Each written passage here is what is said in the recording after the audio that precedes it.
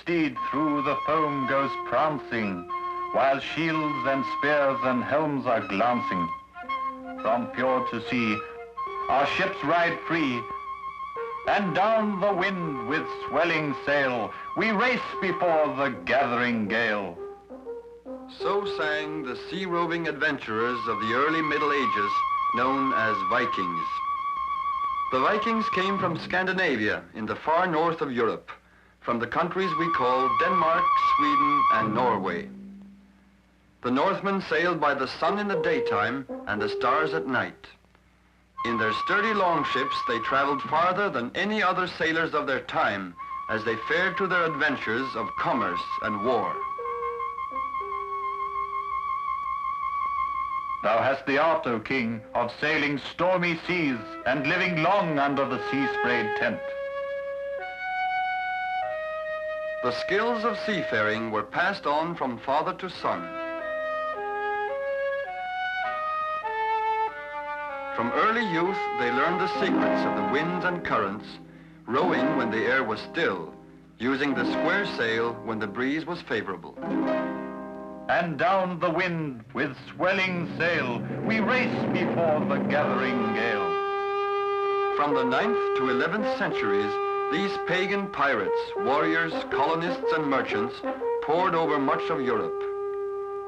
They began by crossing the North Sea and making raids on Christian settlements.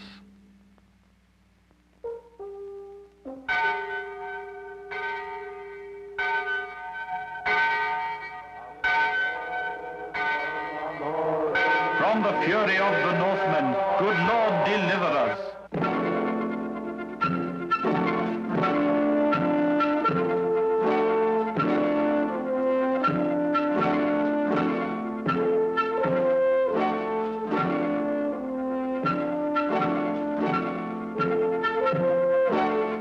The Vikings looted and destroyed towns, monasteries, and castles along the coasts and river banks. Sometimes they left as quickly as they came. Other times they stayed on to build their own settlements so they could continue their attacks further inland. Neither the prayers nor the defenses of the Christians could stop the tide of the Viking onslaught.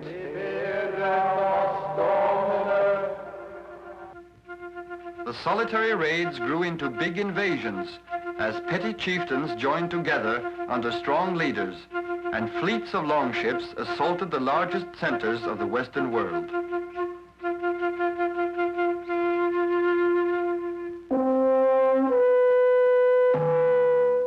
During the Viking Age, the ships that sailed out of the north used two main routes, the East Way and the West Way, which took them to the two great empires of Christendom. The Vikings reached the farthest corners of the known world as they raided, conquered, traded and discovered, and then stayed on to settle, colonize, and rule.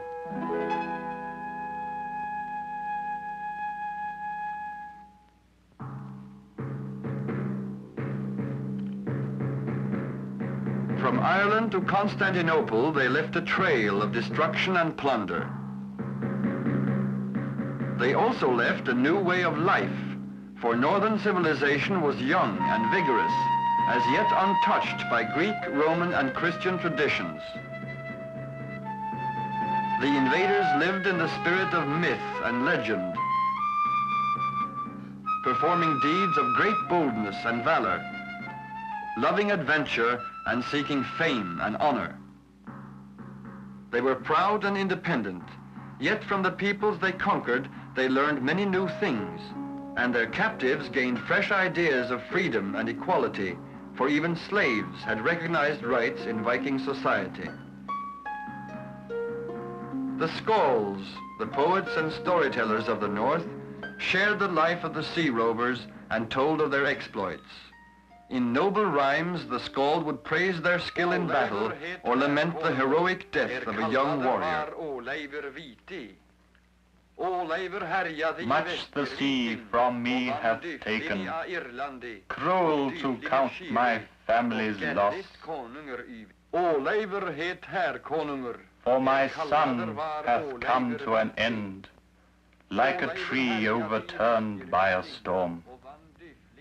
Sad is he who bears the corpse of dear kin from his dwelling place. When a chieftain died, he was often buried in his own ship in a special burial chamber. Here were placed all the possessions of the dead man, all the things needed for his next life. The Vikings honored their dead, even though they had no fear of death itself. They believed their ships would carry them to the spirit world, to Valhalla, mythical resting place of Norse heroes. The ships would be carried ashore and covered by huge mounds, such as this, graves from which the ships have now been dug up and whose contents tell us a lot about the daily life of the Vikings, a people who left no written records except for brief inscriptions in the ancient runic alphabet. These were often carved on huge stones and told of an important person or great event. These early Scandinavians were not only seafarers, they were also farmers. Wherever they lived, they worked small plots of land, using a crude type of plow to raise the cereals and hay which they needed for themselves and their livestock.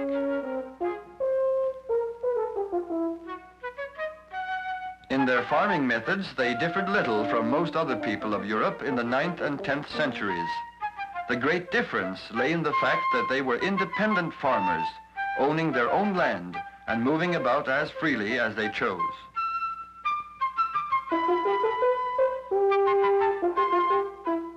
In peace and war, these people were one another's equals.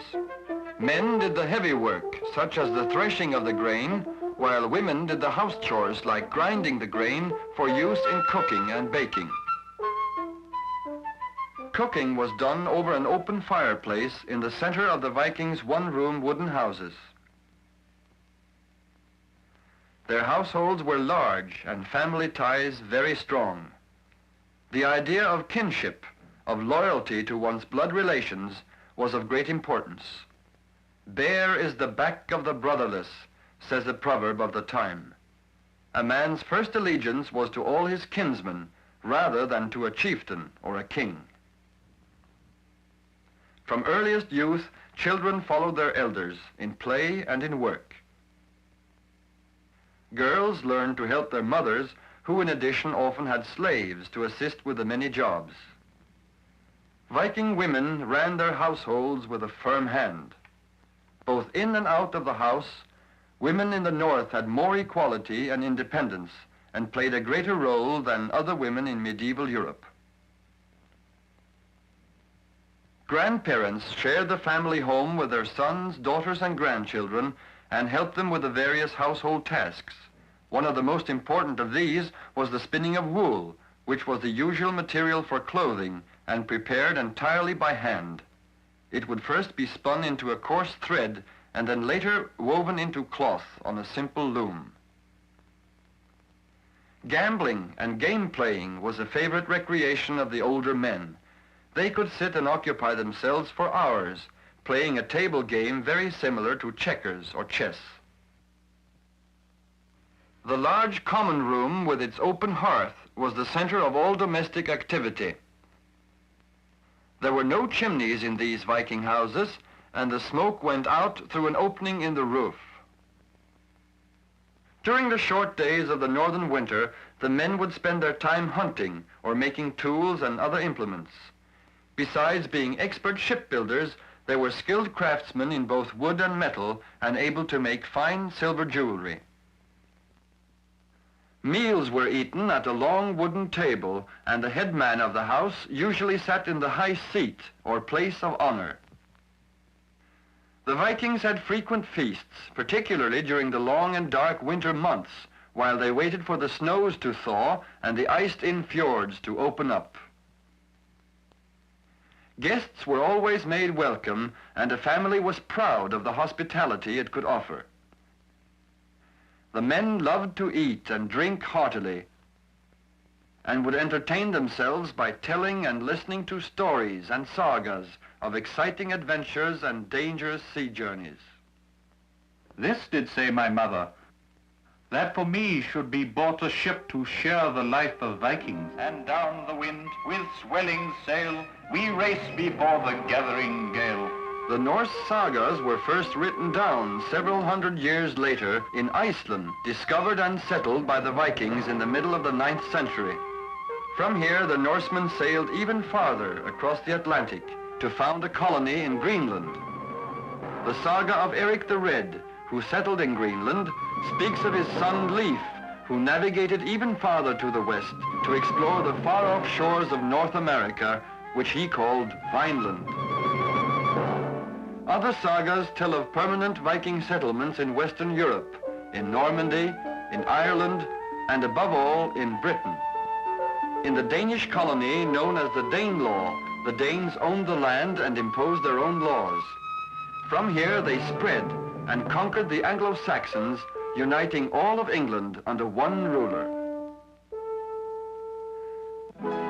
But in the east, the Swedes were looked to as protectors and known as Varangians, a Russian word denoting a merchant or a trader. Their commerce with Constantinople had many far-reaching results. The Swedish traders were received by the Slavonic river towns as rulers who gradually accepted the religion and culture of the Byzantians and formed an empire of Nordic princes and Slavic subjects, which became the foundation of the later Russian Empire. But in the Scandinavian countries, the coming of Christendom marked another phase in the clash between North and South. The saga of Olaf the Holy, King of Norway in the early 11th century, relates how he fared throughout the land, proclaiming Christian law and holding Thing meetings with all his subjects. The Thing was the legislative assembly of the Vikings, a gathering of all free men to make laws and settle disputes.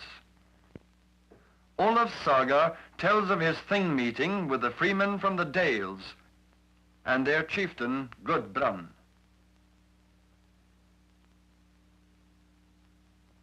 The sun had not yet risen when the king and his bishop arrived at the Thing place and saw the Dale folk approaching with their pagan idol, Thor, the god of war and thunder, the carrier of the hammer. The idol was placed in the middle of the Thing mead. On one side was the king and his company, on the other the men of Dale. Then Gudbrand challenged Olaf and his invisible god. "Where is thy God now? It seemeth to me that your swagger is less, for now our God is come. Thor, who can be seen. So drop your folly and believe in our God." Then the king replied, "Thou threaten us with thy God? But lo, look ye now and gaze eastward. There now fareth our God with a great light."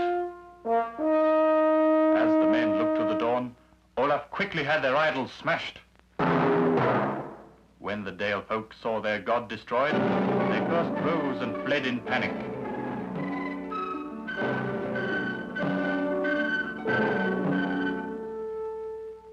But later they reluctantly returned to take christening, rather than do battle against the king and his all-powerful Christian God.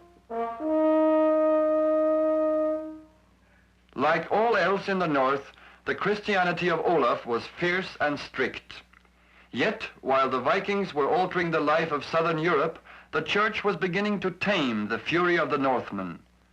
As the new religion spread across Scandinavia, the Viking period of expansion drew to a close. From coasts such as this, the Northmen, in less than 3 centuries, had carried their new and vigorous civilization across the whole of Christian Europe. Now a new era was being ushered in. Long ships were becoming merchant vessels and northern waters busy routes of trade. In Scandinavia, national states ruled by strong kings were beginning to emerge. Abroad, the Vikings had hastened the development of feudalism by forcing the South to organize under strong rulers, at the same time adopting many Christian ways and customs. So perished the old gods, but out of the sea of time rises a new land of song, fairer than the old. Viking seafaring skill had brought the peoples of Europe into closer contact and laid the foundations for the maritime cities of the north. Today, the Viking age has vanished, but its spirit of adventure and discovery lives on as part of our common heritage. Sing no more, O ye bards of the north, of Vikings and of Jarls. Of the days of old, preserve the freedom only, not the deeds of blood.